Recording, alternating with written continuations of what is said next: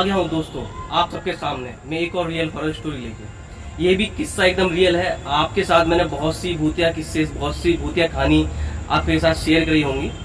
आज मैं आपके सामने एक अलग ही तरह की स्टोरी लेके आया हूँ जो एक जिन और एक ब्रह्म राक्षस के ऊपर बेस है।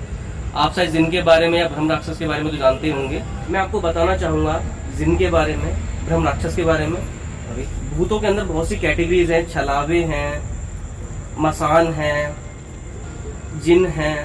इन चीज़ों पे लेके पहले ही मैं बहुत सी वीडियोस आपके सामने ला चुका हूँ। जिन के ऊपर ये मेरी पहली स्टोरी है और ये इतनी खतरनाक स्टोरी होने वाली है कि शायद आप डर जाएं। तो मेरी आपसे गुजारिश है इस वीडियो को अकेले बिल्कुल ना देखें, किसी के साथ में देखें, वरना आगे की गारंटी मेरी नहीं। तो चलिए आज की हम ये कहानी शुरू करते हैं। आज की कहानी 70-75 साल पहले की कहानी है। ये बंटवारे के टाइम की बात है जब हिंदुस्तान पाकिस्तान का बंटवारा हुआ। तो वहाँ से ये कहानी आप सबके लोगों के बीच में लाया हूँ। बहुत प्रचलित कहानी है और लोगों के मन में आज भी इस कहानी को लेके विश्वास बना हुआ है। क्या होता है कि बंटवारा हिंदुस्तान पाकिस्तान का हुआ था। मैं आपको बता दूं इस कहानी में जितने भी कैरेक्टर्स हैं उनके जो नाम हैं वो रियल नहीं हैं, क्योंकि किसी वजह से मैं आपके सामने उन सबके नाम जो रियल में नहीं ले सकता। तो क्या होता है कि एक यूपी साइड की बात है। यूपी के अंदर एक डिस्ट्रिक्ट पड़ता है बस्ती। ये बस्ती के गांव की कहानी है। वहाँ पर एक मुस्लिम परिवार रहता था, मुस्लिम दंपत्ति, जिनका नाम था रसूल और उनकी एक पत्नी थी, धर्मपत्नी, जिनका नाम था सबाना। रसूल और सबाना की 5 बेटियां थी और उनके 2 बेटे थे। तो उनकी जो सबसे छोटी लड़की थी सबनम, ये कहानी मेनली वहाँ से उसकी लाइफ के ऊपर एक बचपन में एक इंसिडेंट हो गया था जिसके बेस पे पूरी कहानी बनी है। और ये इंसिडेंट उस टाइम पे बहुत हाईलाइटेड हुआ था। आज भी लोगों के मन में इस कहानी को लेके डर है। तो चलिए मैं आपको आगे कहानी बताता हूँ।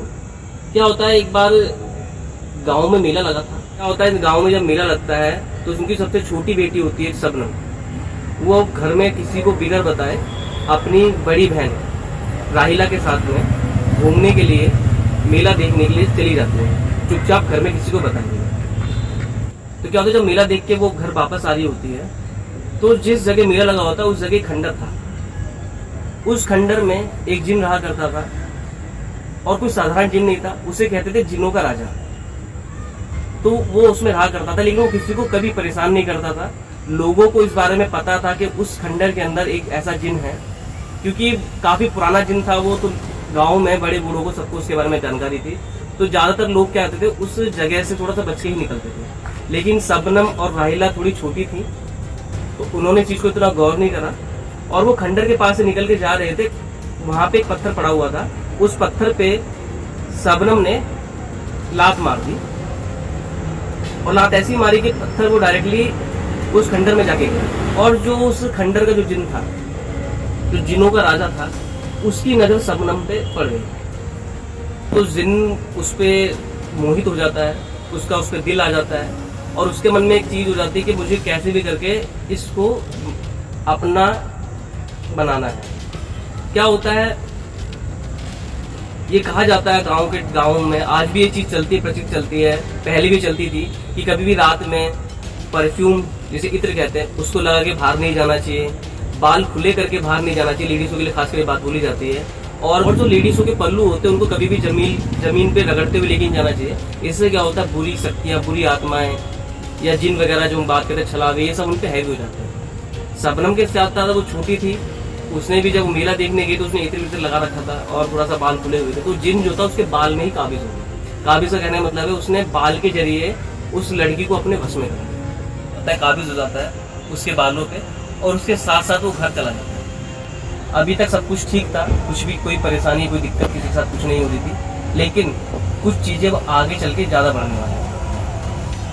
अब अगले दिन क्या होता है कि जो सबनम उनकी बहुत चुपचाप रहती थी, किसी से कुछ बोलती नहीं थी, बातचीत नहीं करती थी, वो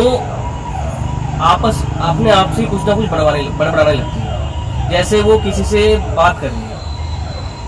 घर वाले सब इस चीज़ को देखते हैं कि आखिर किससे बात करते हैं, लेकिन इतना गौर नहीं करते क्योंकि छोटी लड़कियां हो सकती है, वो कई बार क्या होता है बच्चे अपना आप ही कुछ ऐसे चीज़ों को क्रिएट कर लेते हैं जिसको दोस्त समझ लेते हैं। तो घर वालों ने तब इतना गौर नहीं करा। अब क्या होता है उसके साथ में, जब वो रात में सोने जाती है तो वो जो जिन उसके काबिज होता है, जिसका उस पर दिल आ गया होता है, वो भी उसके साथ सोने के लिए आ जाता है और उसके साथ कुछ दुष्कर्म करता है। आप दुष्कर्म का मतलब समझ रहे होंगे। क्या होता है, अगली सुबह जब वो उठती है तो उसको देखती है कि उसकी गर्दन पे यहाँ पे काटने के निशान है और उसका जो प्राइवेट पार्ट है वहाँ पे उसको बहुत दर्द हो रहा होता है। वो अपनी अम्मी को इस बारे में बताती है कि अम्मी मेरे साथ में ऐसा है वैसा है। तो मम्मी थोड़ा सा कंफ्यूज हो जाती है, थोड़ा सा टेंशन में हो जाती है कि आखिर मेरी लड़की के साथ में ऐसा कैसे हुआ, इसके दांतों के निशान जो आ रहे हैं और जो इसके जो दर्द हो रहा है, ऐसा तो नहीं होना चाहिए, लड़की बहुत छोटी थी। लेकिन मुस्लिम परिवार था तो वो चीज़ों को डर के मारे किसी से नहीं बोल पाती है कि शायद उनकी लड़की के बारे में कोई गलत समझे, तो वो रसूल जी को भी इस बारे में नहीं बताती है और लड़की को बोलती है कि तू टेंशन मत ले, चिंता मत कर, मैं कुछ देखती हूँ उसका। अब क्या होता है ना, उसके साथ के हर दिन ये चीज़ें होने लग जाती हैं और लड़की काफ़ी मतलब सही थी शरीर में, वो एकदम उसके अंदर कमजोरी आने लग जाती है, उसकी आंखें के आसपास काले काले घेरे आ जाते हैं, जैसे वो उसने खाना पीना बंद कर लिया। उसको देख के लगता है बहुत कमजोरी इसके अंदर शरीर में आ चुकी है। उस रसूल जी को हल्का फुल्का थोड़ा सा शक होता है लड़की पे कि इसके साथ में ऐसा क्या हो रहा है। अब क्या होता है कि रसूल जी जब भी उसको खाने के लिए रोटी चावल देते थे वो कभी नहीं खाती थी और उसको कच्चा मांस खाना बहुत पसंद आता था। ये लगा लीजिए कि आप अगर उसके सामने पका हुआ मांस रखते तो वो नहीं खाती थी, लेकिन कच्चा मांस वो ऐसे खाती थी जैसे बरसों से भूखी है। अब उसके साथ एक तो वैसी वो हरकतें हो रही थी जो आपको मैंने पहले बताई, ऊपर से उसका ऐसे ऐसे करके मांस खाना। एक बार क्या होता है, रसूल जी रात में 12 बजे करीब उठते हैं तो देखते हैं कि उनकी बेटी वहाँ पर लेटी हुई नहीं है। वो उसको देखने के लिए आसपास देखते हैं, वो नजर नहीं आती, वो बाहर जाके देखते हैं तो वो देखते हैं कि वो एक जिंदा कुत्ते का मांस खा रही है बैठ के।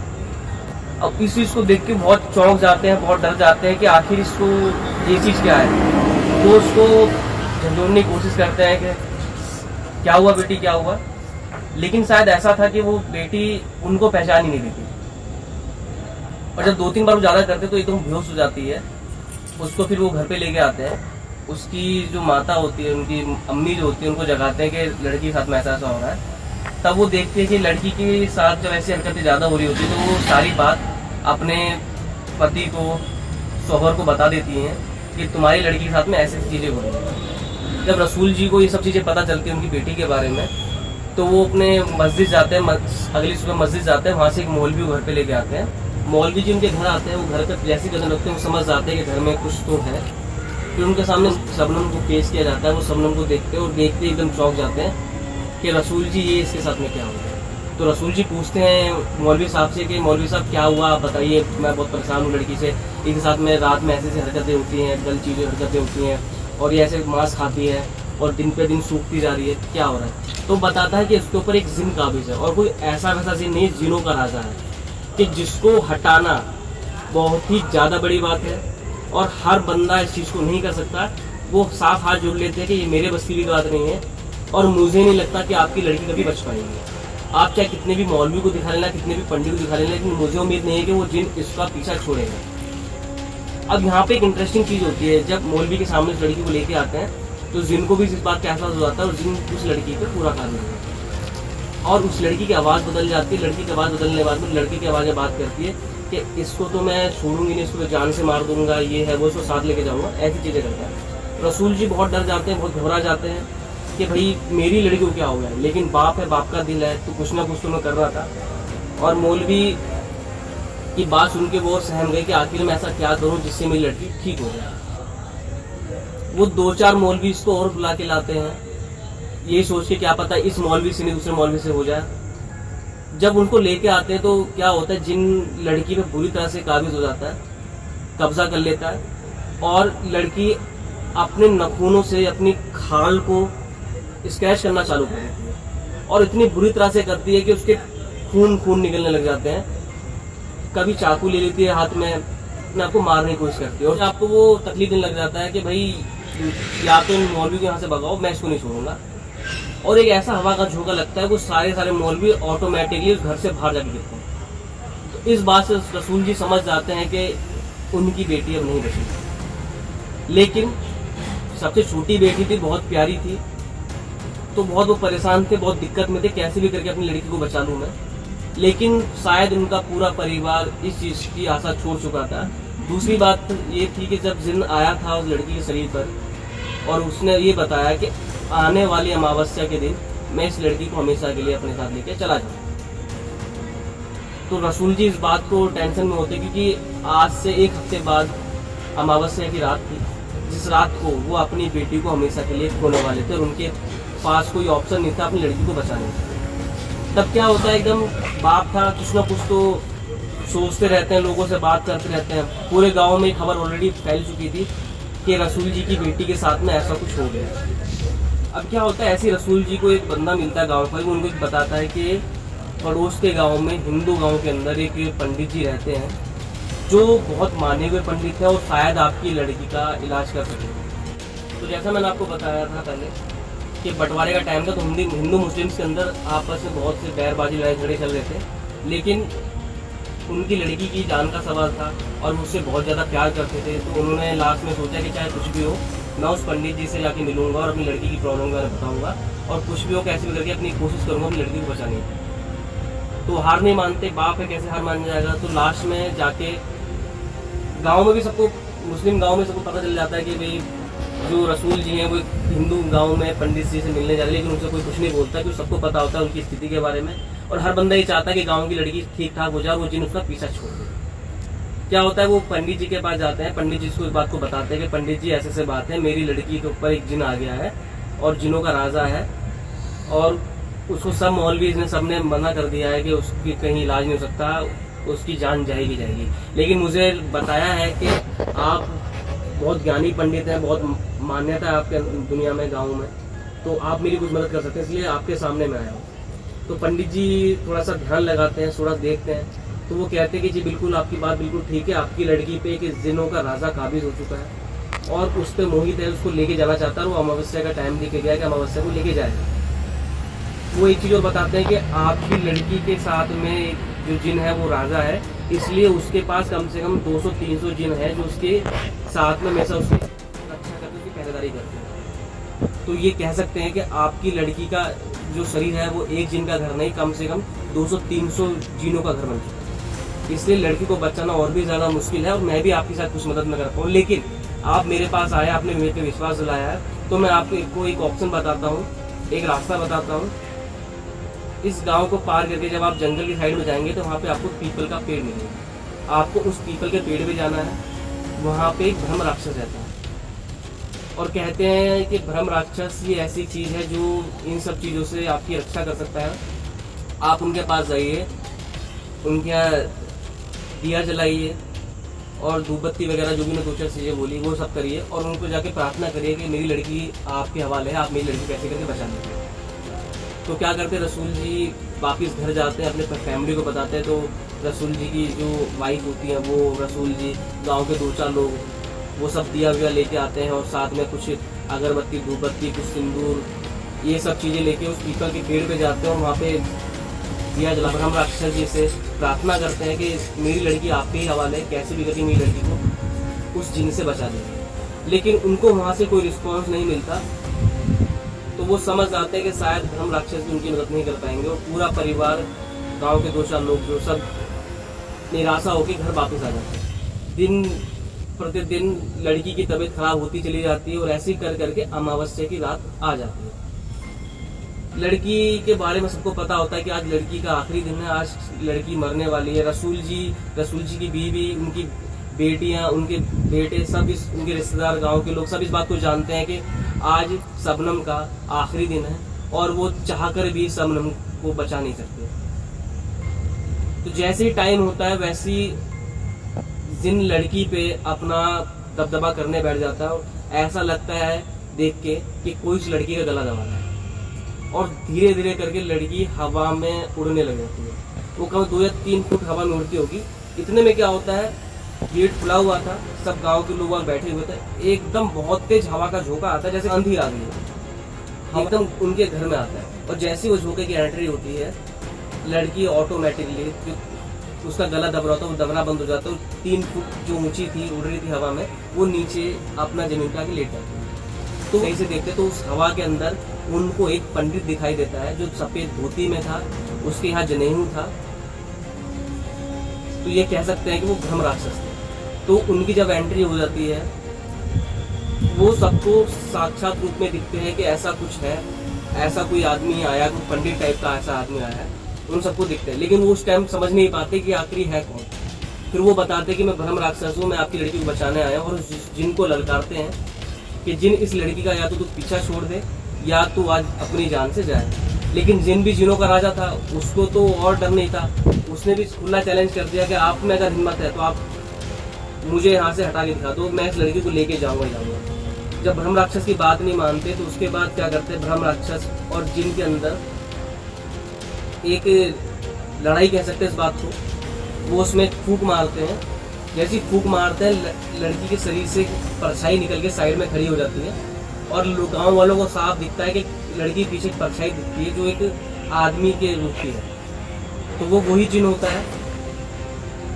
अब एकदम क्या होता है, जिन के साथ में उसके जो साथ में चेले थे, वो भी 100-150 लोग थे, वो एक साथ उस ब्रह्म राक्षस पे हमला करते हैं। उसमें क्या होता है, जो ब्रह्म राक्षस होते हैं वो अपनी शक्तियों के द्वारा उन सबको मारते हैं। और लोगों को ऐसा दिखता है जैसे उनके घर के अंदर से परछाइयाँ निकल रही हैं, परछाई कमरे के बाहर निकलती जा रही है। तो इससे लोग अंदाजा लगाते हैं कि उन सबको मार के भगाया जा रहा है। लास्ट में जाके सब जितनी भी परछाई है सब चली जाती है, सिर्फ लास्ट में एक परछाई बचती है। ब्रह्म राक्षस लास्ट में उस परछाई को भी निकाल के बाहर करा दिया। तब ब्रह्म राक्षस रसूल जी से बोलता है कि आप मेरे पास आए थे, आपने मेरे से प्रार्थना करी थी, मैं ब्रह्म राक्षस हूँ। मैं अपने टाइम में एक पंडित था, बहुत माना हुआ, लेकिन मैंने बहुत से गलत काम किए थे, मैंने चोरी की थी, मैंने डाके डाले थे, सब कुछ मैंने किया था। इसी वजह से ऊपर वाले ने मुझे एक ब्रह्म राक्षस की एक रूप में मुझे एक पीपल के पेड़ पर डाल दिया। इसलिए तब से मैं वहीं पर हूँ। लेकिन आप मेरे साथ प्रार्थना करने के लिए आए, मैंने आपकी प्रार्थना सुनी और जो मेरे से हो सकता है मैंने आपके किया। अब आपकी लड़की को आज के बाद कोई जिन कोई परेशान नहीं करेगा। रसूल जी उसके बाद उनके पैरों में गिर जाते हैं, उनकी पत्नी पैरों में गिर जाती है। शबनम भी बिल्कुल ठीक हो चुकी थी। वो उनसे शुक्रिया अदा करते हैं कि आपकी कृपा से आज हमारी लड़की बच गई। वो कहते हैं कोई बात नहीं, आप मेरे पास मदद के लिए, मैंने आपकी मदद करी, अब मेरा चलने का टाइम हो गया है, मैं अपने पीपल पे वापस जा रहा हूँ। कभी आपको कोई परेशानी हो तो आप दिल से मेरे को याद करना, मैं आपकी मदद करूँगा जरूर, और साथ में और लोगों की मदद करूँगा। और हवा की तरह एकदम गायब हो जाता है। उसके बाद लड़की, जो रसूल जी की लड़की थी छोटी, बिल्कुल ठीक ठाक हो जाती है। और गांव में उन ब्रह्म राक्षस को लेके बहुत सी मान्यता बढ़ जाती है और सब लोग बाग उसको ब्रह्म बाबा के नाम से जाने लगे। तो ये कहा जाता है कि बस्ती के उस गांव में आज भी एक पीपल के पेड़ के पास में उनकी समाधि बनी हुई है और उनको पीढ़ी दर पीढ़ी वहाँ से उनको पूछते हुए आ रहे हैं आगे, और उनको ब्रह्म बाबा के नाम से उस जगह विख्यात हो चुके हैं। तो ये थी दोस्तों मेरी पूरी की पूरी स्टोरी। आशा करता हूँ आपको अच्छी लगी हो। जैसी भी आपको लगी कमेंट बॉक्स में ज़रूर बताएं। और अगर आप सबको मेरी वीडियोस अच्छी लगती है तो चैनल को सब्सक्राइब करें, वीडियो को लाइक करें और वीडियो को अपने दोस्तों के साथ शेयर करना ना भूलें। मिलता हूँ आपसे, अलविदा लेता हूँ। आगे भी लाता रहूँगा आपके सामने ऐसी और स्टोरी। धन्यवाद।